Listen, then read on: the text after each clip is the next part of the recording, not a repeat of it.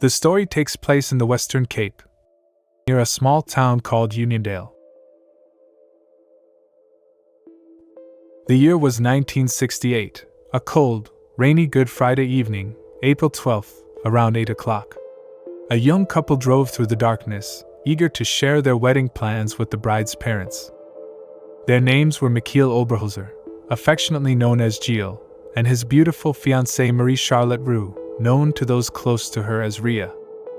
They were deeply in love, full of dreams, laughter, and the excitement of a life they had yet to begin.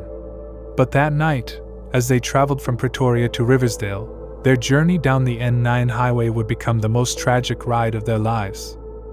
The drive was long, and the rhythmic hum of the road soon lulled Ria to sleep. Moments later, a strong gust of wind struck their Volkswagen Beetle, causing it to veer off the road near the veranda's turnoff.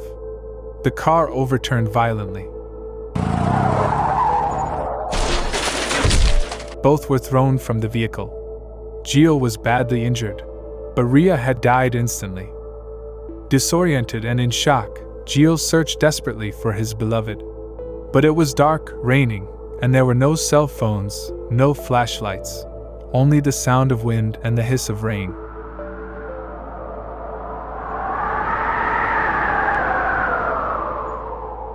A passing motorist eventually found Gilles and rushed him to hospital. Later that evening, another driver discovered Ria's body nearby. She was gone.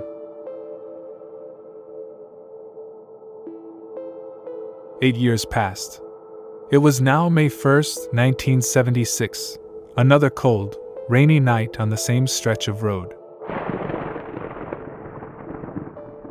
A man named Anthony Lagrange was driving along the N9, heading from Willowmore to Uniondale, when he noticed a young woman standing by the roadside, hitchhiking. Feeling concerned for her safety, Anthony pulled over. He asked where she was going. Her reply was calm, simple. "Porter Street to De Lang." He nodded, and they set off. Few miles later, when Anthony turned to speak to his passenger, she was gone. Vanished. Panicked and shaken, he sped toward the Uniondale police station to report what had happened. As he crossed the Poikis River Bridge, a blood-curdling scream echoed inside his car, right beside him. Anthony swore he was alone. He described it later as the most terrifying sound he had ever heard, a scream that seemed to come from beyond this world.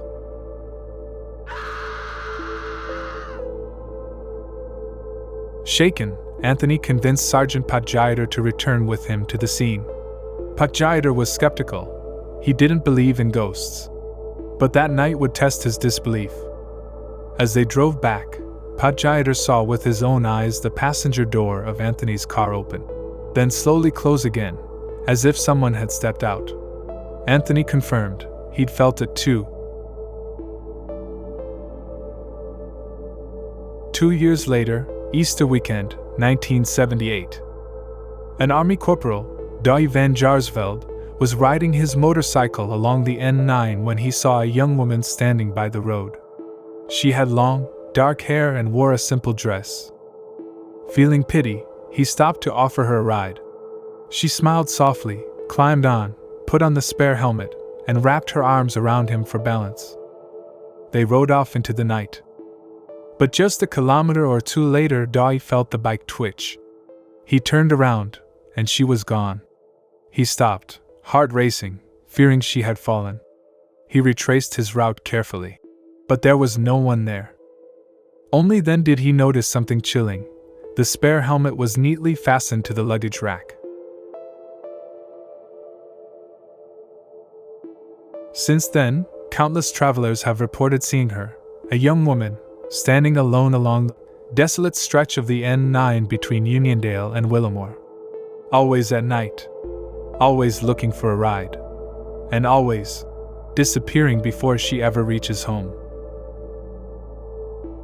Many theories have been told about the Uniondale ghost. Some say her spirit lingers because of jealousy, that her lover, Gilles, eventually found comfort in another woman's arms. Others believe her soul is simply lost, trying, even in death, to reach her parents' home to share the joyful news of her engagement. Then, in 1984, fate took a haunting twist. Michiel Gilles Oberholzer, the man who survived that tragic crash, was himself killed in a car accident. And from that day onward, the ghost of Marie Charlotte Roux was never seen again.